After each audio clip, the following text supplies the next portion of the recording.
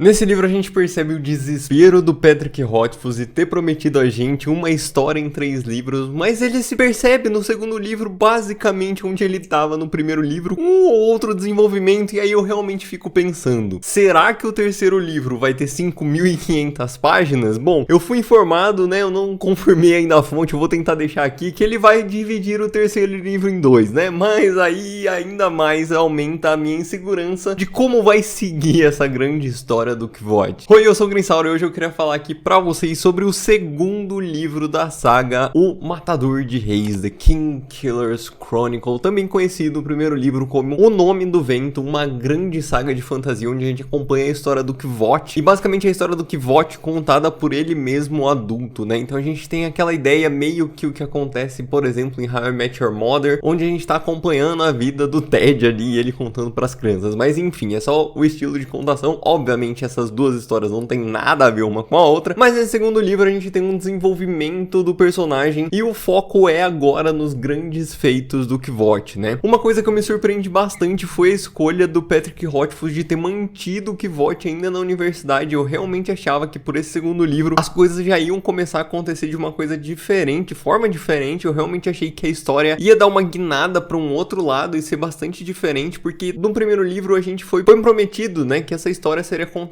em 3 dias ali pro cronista. E agora a gente se pega nesse segundo dia com uma história ainda um pouco pausada na vida do Kvothe, por mais que obviamente esse livro, ele traz toda uma história ali pro Kvothe, onde ele vai, por exemplo, ter um encontro com a Feruliana, a gente tem ele então indo pra essa terra dos encantados, a gente tem ele também conversando com o Maer, conseguindo o patrocínio que ele tanto queria no primeiro livro, então a gente vê alguns problemas sendo resolvidos, porém, contudo, entretanto e todavia, eu realmente acho que tem muita história pra se contar e quase certeza que um livro só não vai ser suficiente, o que me preocupa um pouco, porque se esses 2 dias foi isso que deu pra contar, quantas horas vão ter o terceiro dia da contação de histórias, né? A gente já percebe uma clara diferença entre o primeiro e o segundo livro, onde o primeiro livro tem 500 páginas e o segundo livro a gente já vai pra 1.000 páginas, então assim, a gente já vê que o Patrick, ele tá correndo atrás daquilo que ele prometeu, porém eu realmente acho que não vai ser suficiente, porque primeiro, me prometeram que essa saga é sobre um matador de reis e até agora nenhum rei morreu, então assim, já é uma coisa que me preocupa porque está no plural o nome da saga, então assim, eu espero ver mais de um. A gente também é prometido com coisas como lutas contra anjos e demônios e ainda nada disso aconteceu muito que realmente. A gente tem essa parte dos encantados, a gente ainda não encontrou o Bast na história, por exemplo, eu nem sei se ele vai entrar nessa equação até o terceiro livro, mas assim, a gente tem todo aquele desenvolvimento com o Chandriano que ainda continua a passos de tartaruga, então eu acho que até agora, né, a minha suposição é que o Patrick Rothfuss não publicou Doors of Stones, né, as Portas de Pedra, principalmente porque ele não conseguiu terminar o livro e porque ele também está pensando em como ele vai fazer para contar essa história de um jeito que ela seja realmente contemplada no seu auge, porque até então a gente tem o desenvolvimento com muito detalhe, sabe, do Kvothe, a gente tá indo atrás entendendo tudo que se passa na mente dele e subitamente mudar esse estilo de narrativa ia ser algo bastante prejudicial. E essa história ela ainda é mais ousada, porque a gente tá acompanhando a história do Kvothe quando ele é criança e a gente também tem um desenvolvimento dentro ali da própria taverna do Koth, né, que é agora esse Kvothe mais velho e ele virou um taberneiro, então existe a relação ali dele com o Bast querendo que ele volte a ser o herói que ele é, e na teoria foi o Kvothe que fez com que toda a guerra que tá acontecendo nesse novo mundo se criasse. Então assim, cara, tem muita coisa pra contar e muita pouca coisa foi contada ainda, então realmente me preocupa, tá? Nesse começo aqui eu dei meio que uma viajada nas coisas que eu realmente penso pro terceiro livro, porque eu acho que é o que me fez pensar esse segundo livro. Eu acho que esse segundo livro, na minha visão, ele é um grande ato de coisas que a gente vai aprendendo do Kvothe, mas eu não vejo nenhuma conclusão realmente necessária. Desde o primeiro livro a gente é prometido com o grande título, O Nome do Vento, e existe toda aquela relação do Kvothe aprendendo o nome do vento e...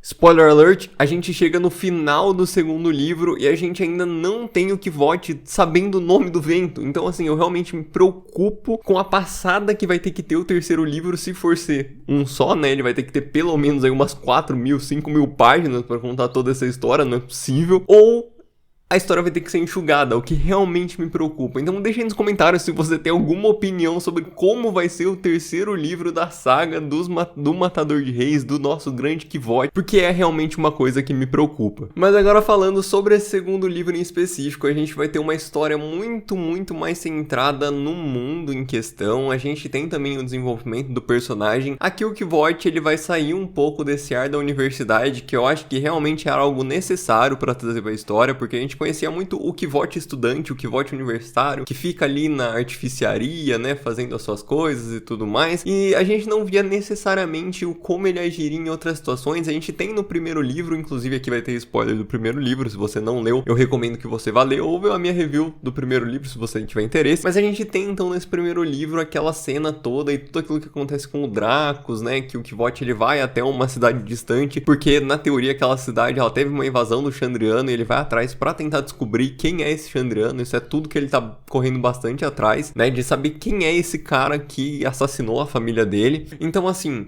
a gente tem um pouco mais desse desenvolvimento, principalmente porque o Kvothe ele é chamado, né, pra ir visitar e na verdade ser o bardo, né, do Maer, e na verdade auxiliar o Maer, que é um cara lá que ele é dono de terras e tudo mais de uma outra cidade que é bastante longe da universidade. Mas aí ele vai, passa um tempo lá. É bastante interessante porque ele muda também um pouco a questão social. Eu achei isso bastante legal, porque assim, a gente tá acostumado com a hierarquia social que a gente tem naquela região da universidade, mas quando a gente vai pra essa nova região, a gente tem que reaprender como é a hierarquia social. Eles têm outras questões monetárias, por exemplo, ali dentro daquela cidade. Então é bastante interessante de ver como o autor consegue mudar isso e fazer com que você ainda se sinta imergido pelo Kvothe aprendendo as coisas. Eu acho que esse é um toque bastante legal e que tem nos dois livros. E obviamente a gente precisa nessa segunda história mostrar feitos mais heróicos do Kvothe, né? A gente já tem alguns nomes que foram trazidos do primeiro livro, como por exemplo o Sem Sangue, né, que é um dos grandes apelidos que fica. E quando ele tá contando a história dele, ele fala que ele foi chamado sempre por muitos nomes, né? E aqui a gente vai conhecendo um pouco mais dele, principalmente, né, porque quando ele tá com o Maer, ele precisa resolver um problema